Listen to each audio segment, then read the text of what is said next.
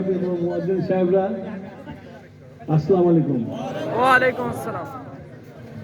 আপনারা জানেন দীর্ঘ 16 বছর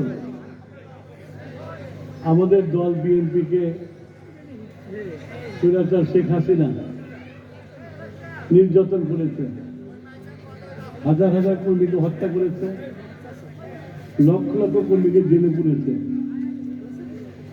এমনকি আমাদের নেত্রী বেগম খালেদা জিয়া, তিনি 3 বারের প্রধানমন্ত্রী ছিলেন, তাকেও মিথ্যা মামলা দিয়ে সাজা দিয়ে জেলখানায় পাঠিয়েছিলেন।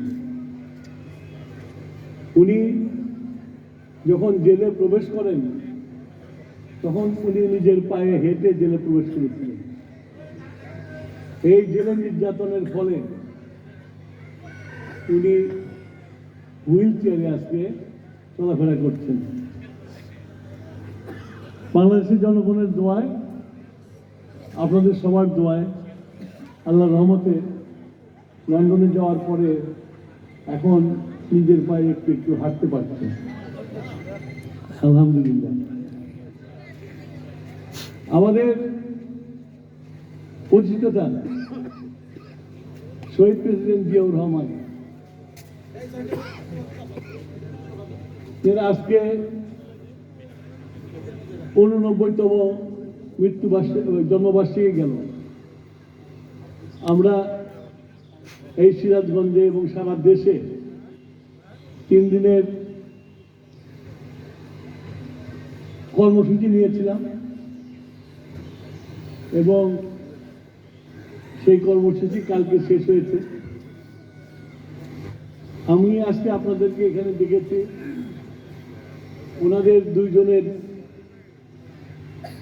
একজনের মাগফিরাত কামনা করা, একজনের দ্রুত সুস্থ হয়ে বাংলাদেশে এসে বাংলাদেশের জনগণের দায়িত্ব নেওয়া।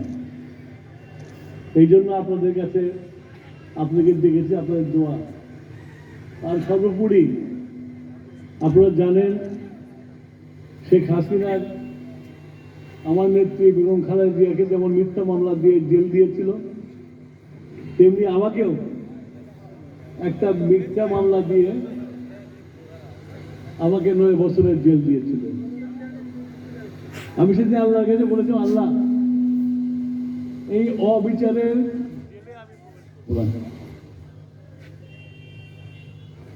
আমার আরে তোমার ক্যামেরা তো সরাতে হন থেকে মাইক তো আমার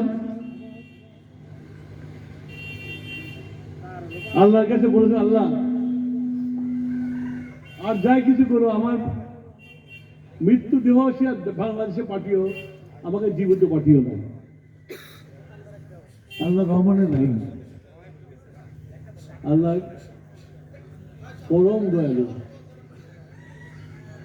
আল্লাহর দয়া মানুষ পায়। তার সবচেয়ে বড় আমি মনে করি, আমার নিজেরটাই মনে করি আমি, যে আল্লাহর কাছে বলেছিলাম, আল্লাহ এই অবিচারের দেশে আমাকে আমার লাশ পাঠিও, আমাকে পাঠিও না। বিভিন্ন